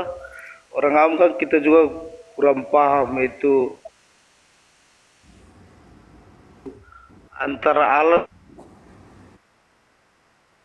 sama Tuhan tuh perbedaannya bagaimana, Roma? Atau kesamaannya bagaimana? Saya masih bimbang di situ. Oh ya, di dalam konsep Tritunggal ada 3 paham yang harus kamu lihat atau kita dalami bersama. Saya anjurkan yang pertama, nanti engkau temukan sendiri jawaban semuanya itu di dalam Epifani YouTube. Nanti engkau bilang Tritunggal Maha Kudus kacamata sudut pandang biblis. Oke. Supaya nanti engkau lihat situ supaya semuanya bertahap di situ.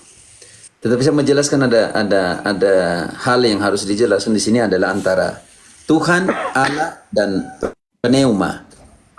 Ini penting sekali. Jadi kalau kita menemukan pneuma itu kita omong tentang Roh Kudus. Kalau kita omong tentang Tuhan, kita itu omong tentang Kyrios yang artinya dalam pengertian Tuhan, yaitu dalam konteks Yesus punya. Dan kalau kita temukan kata Allah, itu dalam konteks Theos, Bapa. Oke, dalam pengertian itu. Tetapi hati-hati dengan pernyataan Allah, Tuhan Allah, karena Yesus juga Allah. Ketika Thomas mengatakan Tuhan dan Allahku, ketika di dalam Yohanes 21 ayat 26, Tuhan Allahku, selanjutnya dari ayat itu ketika 7 hari berikut, hari ke-8 hari berikut mereka berkumpul lagi dalam pengertian itu. Yang saya tidak jelas, yang tidak mengerti pertanyaanmu itu perbedaan antara kata di situ digunakan Tuhan dengan Allah atau bagaimana? Ya itu, Roma, ya itu. Yang saya tidak mengerti itu antara Allah, soalnya kan Allah membangkitkan Tuhan dalam konteks itu yang saya tidak mengerti. Kalau dia sebut Allah, referensi selalu dalam pengertian ini Bapa, tetapi jangan pernah katakan bahwa Yesus bukan Allah. Oke. Perbedaan paling nyata dalam penggunaan kata ini kita akan menemukan di dalam Efesus 4 sampai 6. Sofi, setiap engkau bilang pneuma, engkau tahan roh, engkau tahan di situ. Tuhan engkau tahan di situ, dan Allah yang referensinya itu kepada Bapa. Oke.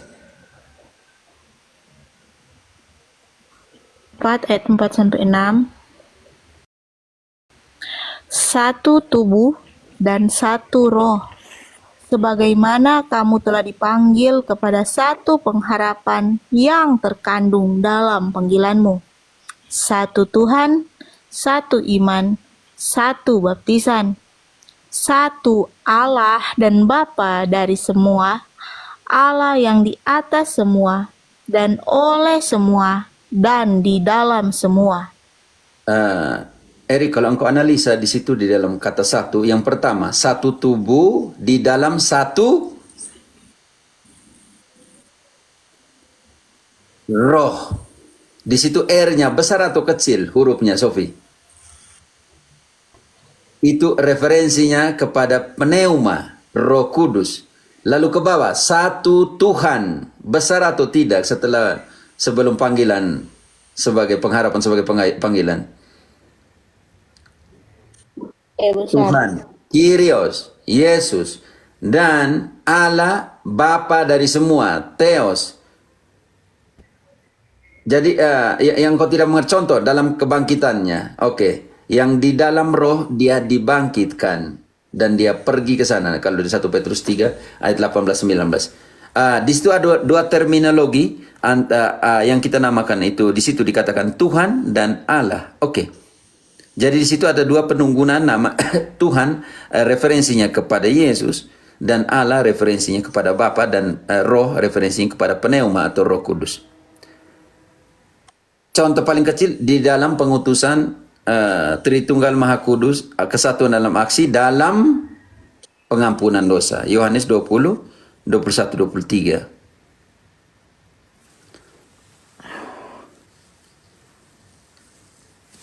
Teman-teman, ini kalau turun saya lapar tidak enaknya hari ini. 28 di sini jadi.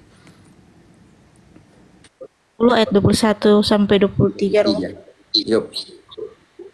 Maka kata Yesus sekali lagi, damai sejahtera bagi kamu.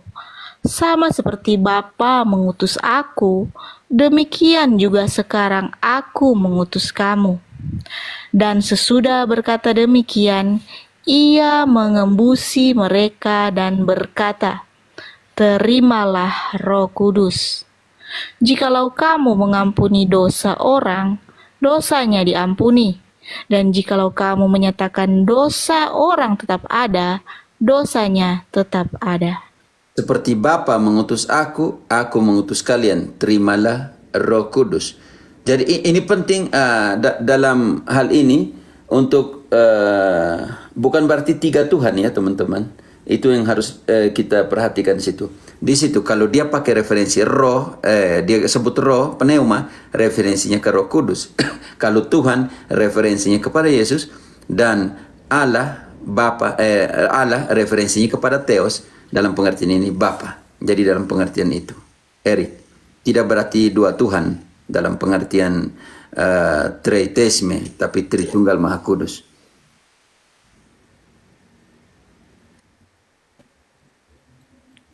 Erik sudah ngerti kah?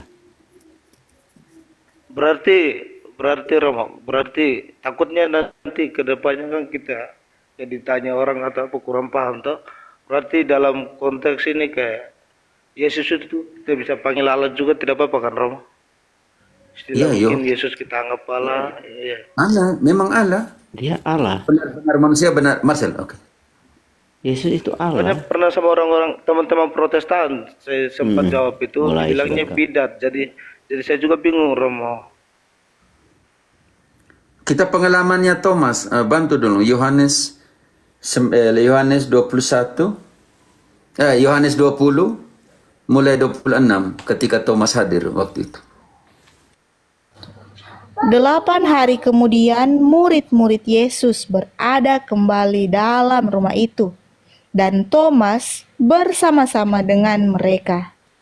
Sementara pintu-pintu terkunci, Yesus datang, dan ia berdiri di tengah-tengah mereka dan berkata, damai sejahtera bagi kamu. Kemudian ia berkata kepada Thomas, taruhlah jarimu di sini, dan lihatlah tanganku. Ulurkanlah tanganmu, dan cucukkan ke dalam lambungku, dan jangan engkau tidak percaya lagi, melainkan percayalah. Erik, konsentrasi di kata Thomas nih. Sophie. Thomas menjawab dia, ya Tuhanku dan Allahku. Selesai. Erik, ya Tuhanku dan Allahku.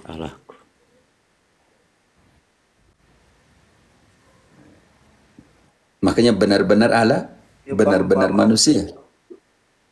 Engkau bisa pakai Yesus Tuhan Allah, kita selalu bilang begitu. Thomas saja rasul di sana dia bilang ya Tuhanku dan Allahku.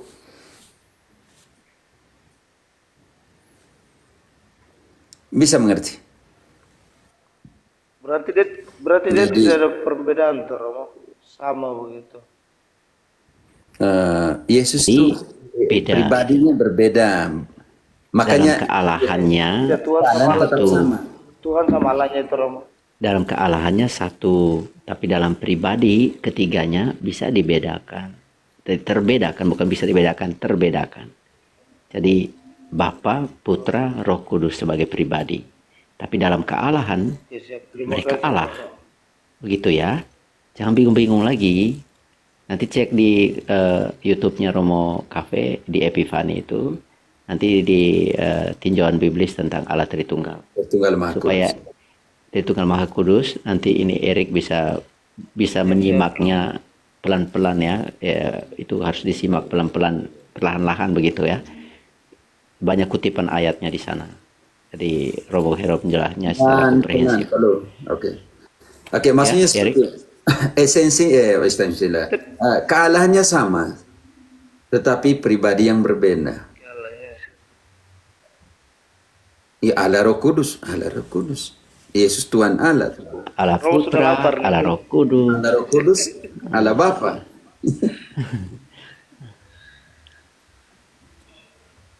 Jangan sampai engkau suka masuk ke unisitarian ini jadi soal. Iya. Atau Bisa apa. tidak Romo nanti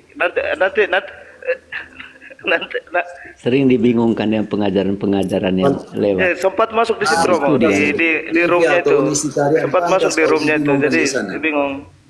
Itu dia. Oke, Erik ya, tobat ya. Ya, makanya saya Jangan bilang terlalu jajan saya di pikir sebelah. sudah lebih bagus saya bertanya langsung ke Romo. Mereka bilang kan Yesus sendiri, toh? Mereka bilang Yesus sendiri. Tidak ada yang lain lagi. Membahas lagi Yesus sendiri. Yesuslah mandirinya sendiri. Aduh, Pak. Jadi mereka bilang Yesus yang sama adalah Bapa dalam penciptaan, Yesus yang sama adalah Putra di dalam inkarnasi, dan Yesus yang sama adalah Roh Kudus setelah kebangkitan. Itu yang mereka maksudkan ya, Erik Suarez. Yesus sama dengan Bapa, Yesus juga sama kemarin dengan jawabnya- Yesus sama dengan Roh Kudus, begitu. Saya juga sempat jawab kayak tadi yang Romo jelaskan, cuma katanya dibilang saya bidat, katanya juga saya bingung. Namanya beda begitu. Bidat ini membidatkan Nah, orang bidatnya Katolik. tuh mungkin kasar bidatnya tuh Romo. Hai, santai saya. Atas kuasa Abah dia membidatkan orang Katolik. Di atas apa dia membedakan Katolik, yang lucu dia. Sedangkan yang punya Tidak kuasa apa-apa, Romo, nanti. mengatakan anak tema itu hanya gereja. Ini saya potong, ini buat pastor siapa? Ini Romo Marcel mungkin. Boleh tidak nanti saya mungkin ada mau sering Ayah, sedikit dengan boleh saya tidak, Romo Romo? Marcel. Kamu urusan-urusan Mungkin itu lebih- ya, roh gentayangan kamu urus dengan Pater Marcel. Bukan. Ada. Oh ya. Mereka punya leu-leu semua ini. Pokoknya kau DM seorang Mangulewa ini, kamu DM saya itu. Oke. Oh ya, Siap. teman-teman Boleh, saya pamit ya. Weh, Jadi saya tutup dulu ya. Terima kasih Romo. Yo, jadi. Terima kasih, Romo. Mari yang kau tutup dengan kami. Pimpin dong. Nah, hari ini tidak enak nih, orang tunggu mau potong Yuk, sesuatu yuk. masuk di sini. Oke. Jadi Kita berdoa dalam nama Bapa dan Putra dan Roh Kudus. Amin. Allah Bapa, sumber sukacita kami, terima kasih atas berkat-Mu bagi kami semua, terutama atas perjumpaan kami bersama seluruh umat-Mu melalui media ini. Kami mohon berkati kami semua dan seluruh umat-Mu dalam segala usaha-usaha, pekerjaan, pelayanan, dan juga pergulatan hidup mereka. Kami juga mohon berkat-Mu bagi saudara kami, Pater Hero yang merayakan ulang tahunnya. Semoga Engkau berkenan untuk memberikan anugerah rahmat kesehatan, sukacita, kegembiraan, dan usia yang panjang dalam karya pelayanannya di tempat tugas yang Engkau percayakan kepadanya melalui perutusan terekat. Semoga kami semua boleh beristirahat pada malam hari ini, dan Pater Cafe juga melanjutkan tugas pelayanannya dengan di bawah bimbingan rahmat Roh Kudus-Mu. Sehingga besok pagi kami boleh semua bangun dalam keadaan sehat walafiat untuk menunaikan tugas-tugas pelayanan-pelayanan yang telah Engkau percayakan kepada kami semua. Demi Kristus Tuhan dan pengantara kami. Amin. Tuhan bersamamu dan bersama rohmu. Kita semua istirahat kita pada malam hari ini, seluruh umat yang kita layani, keluarga-keluarga kita, anggota komunitas dan terekat. Secara khusus Pater Cafe yang merayakan ulang tahun, Dilindungi, diberkati oleh Allah yang Maha Kuasa, Bapa dan Putra dan Roh Kudus. Kudus. Amin. Amin. Istirahat Terima kasih. semuanya. Jangan lupa ikut Paroki virtual karena akan menjadi akun bersama nanti. Oke, teman-teman, jangan lupa. Yuk. Yuk. Oke, selamat ulang tahun Kak ya.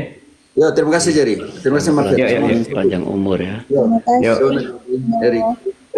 yuk, terima kasih Sophie sudah jadi lektor baik. Kau nanti kalau sudah di upload 10 ke atas, engkau sudah mulai live setengah jam setiap hari supaya matangkan Ya, akun. saya sudah bisa. Oke, siap. Ya, mantap. Mantap. Terima kasih.